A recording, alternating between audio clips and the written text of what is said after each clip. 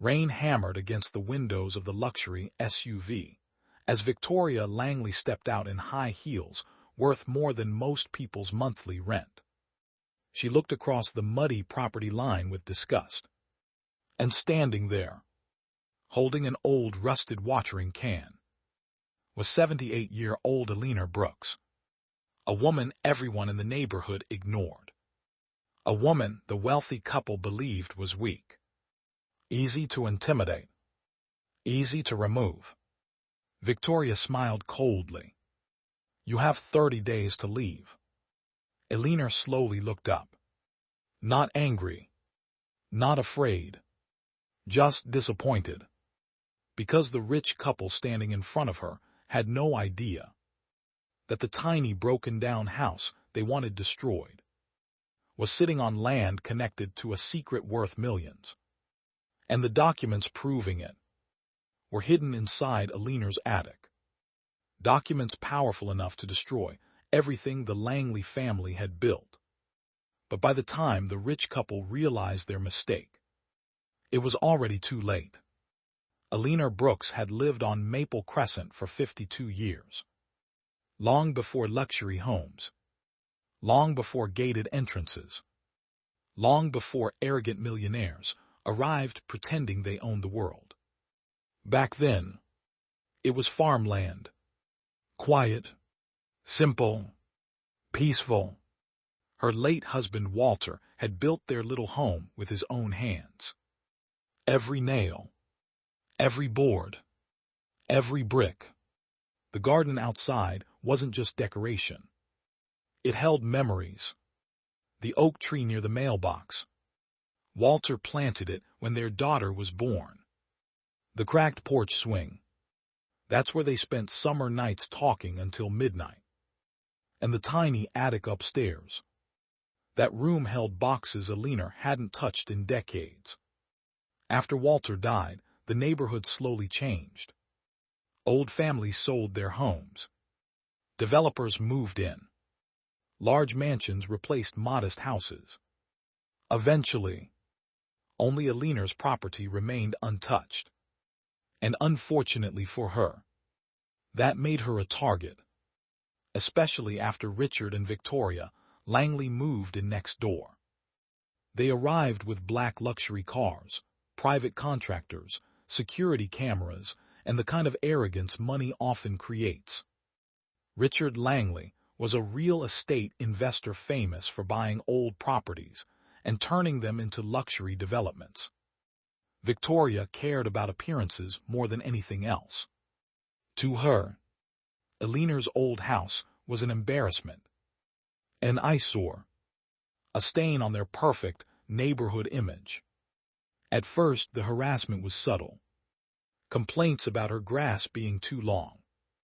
Complaints about her mailbox paint fading. Complaints about noise, even though Alina barely spoke above a whisper. But over time, the pressure became cruel. One morning, Alina found a bright orange violation notice taped to her front door. Property inspection failure. Required repairs exceeded $15,000.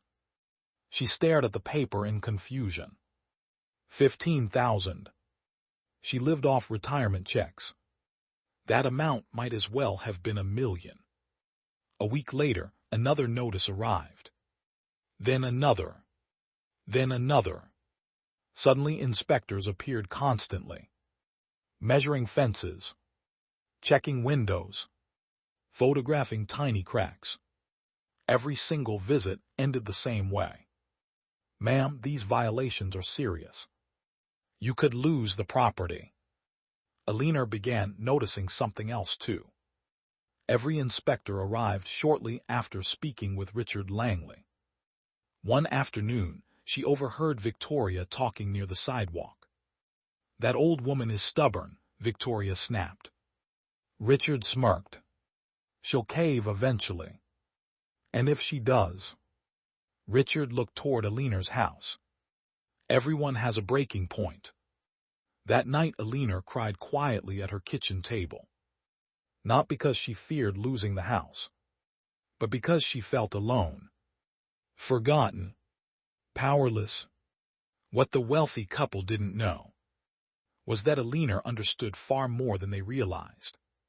She knew exactly why they wanted her gone. Her small property sat between two parcels Richard recently purchased. Without Alina's land, he could complete a massive luxury expansion project worth tens of millions.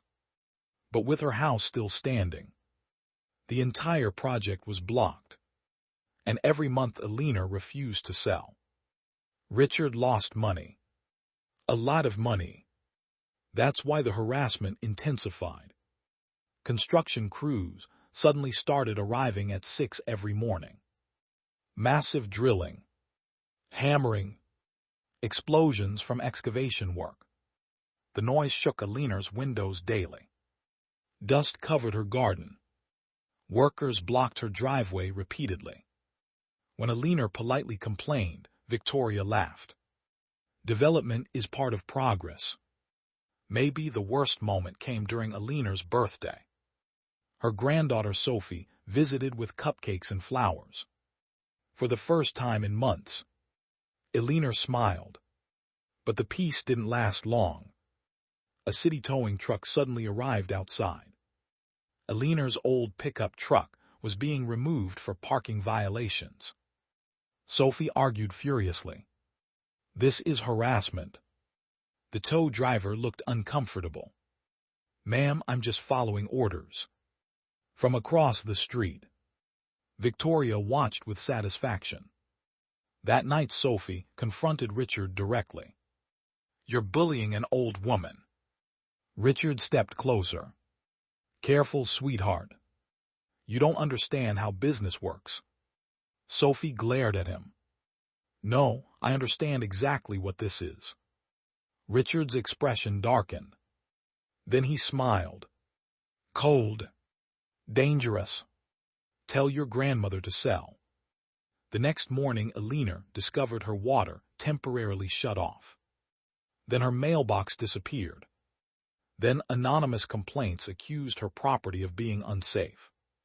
The stress became unbearable. Neighbors avoided her.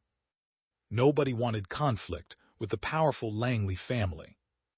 And slowly, Alina began wondering if maybe giving up was easier.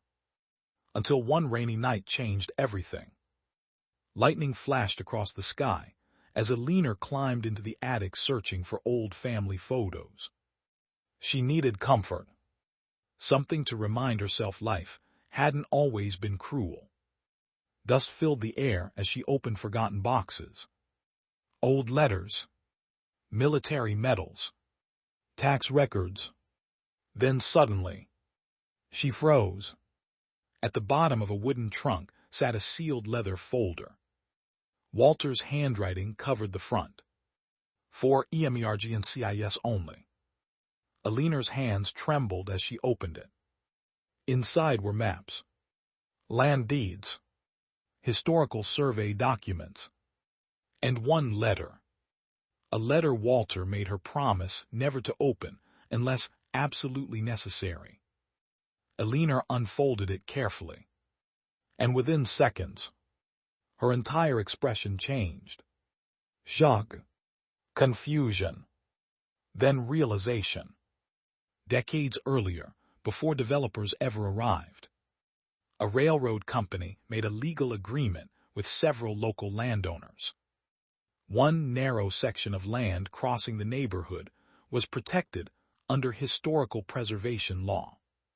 That protected section ran directly beneath Richard Langley's new development project, and the only surviving original ownership documents proving it belonged to Alina.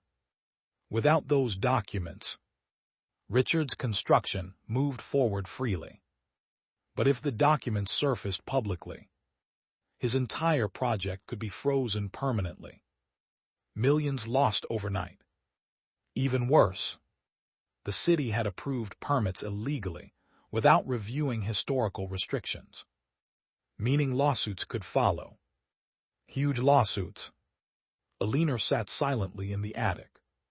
For the first time in months, She wasn't afraid anymore, because suddenly the powerless old woman everyone ignored held all the leverage. The next morning, Alina acted normal. Quiet, fragile, defeated. Exactly what Richard expected. Then she received another legal notice threatening property seizure. But this time, Alina smiled. Later that afternoon, Richard approached confidently. "I'll make you one final offer," he said. Alina looked up calmly. "And if I refuse?" Richard adjusted his expensive watch. "You'll regret it." Alina nodded slowly, then said something unexpected. "You remind me of men Walter used to warn me about." Richard frowned. "What does that mean?" Alina leaned closer. "Men who believe money makes them untouchable." For the first time, Richard looked uncomfortable. That evening, Alina contacted an old family friend, Margaret Chen, a retired property attorney. Margaret reviewed the documents carefully. Then her eyes widened. "Alina, these are real." "How valuable are they?" Alina asked quietly. Margaret looked stunned. "These could stop the entire Langley development." Alina took a deep breath. "And if the city ignored the restrictions knowingly?" Margaret closed the folder slowly. "Then people are going to panic." Meanwhile, Richard sensed something changing. Alina no longer looked intimidated. No longer avoided eye contact. No longer seemed weak. That terrified him. Because powerful people fear one thing most: losing control. So Richard made a massive mistake. He decided to escalate. 3 days later, Alina returned home from grocery shopping and found demolition markings spray-painted across part of her fence. She panicked. Workers claimed they had authorization to begin boundary clearing. Alina shouted for them to stop, but they ignored her. One bulldozer even crushed part of Walter's garden. The rose bushes he planted before he died, destroyed within seconds. Alina fell to her knees crying. And that's when Sophie arrived. She immediately recorded everything on her phone. The workers became nervous, especially after Alina whispered. They crossed the legal line. That night, Sophie uploaded the footage online. The video exploded. Millions of views. People were furious watching wealthy developers bully an elderly widow. News reporters arrived the next morning. Richard tried controlling the narrative. But then Alina finally revealed the documents. And everything changed instantly. Reporters stared in disbelief. City officials stopped answering calls.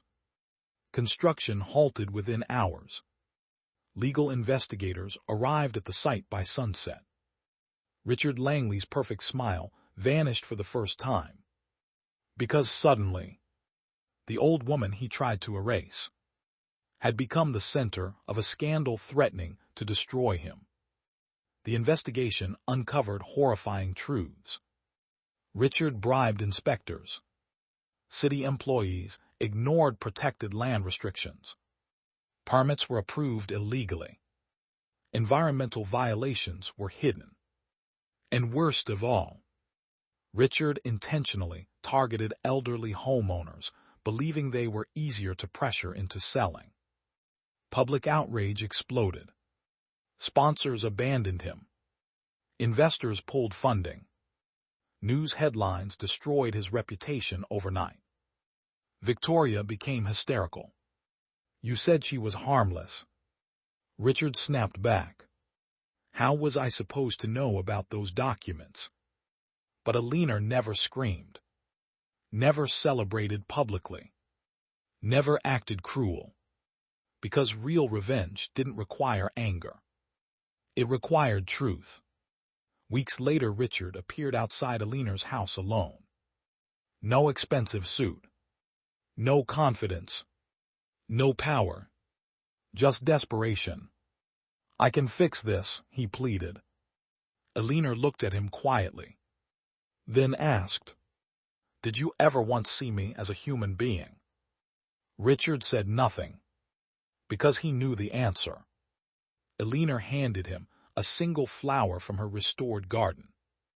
Then softly said, You destroyed your own life the moment you forgot kindness. And she closed the door. Months later, the neighborhood looked different. Construction stopped permanently.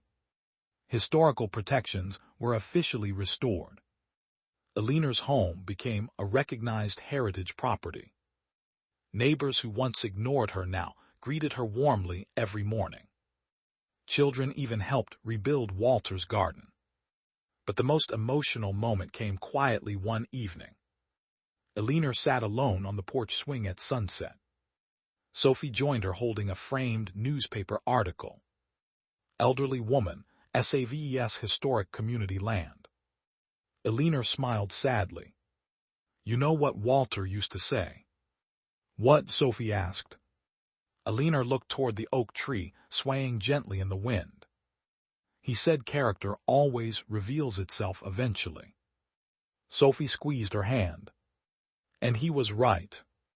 Across the street, the unfinished luxury project sat abandoned. Silent. Empty. A monument to greed. And inside her tiny old house, the woman everyone underestimated finally found peace again.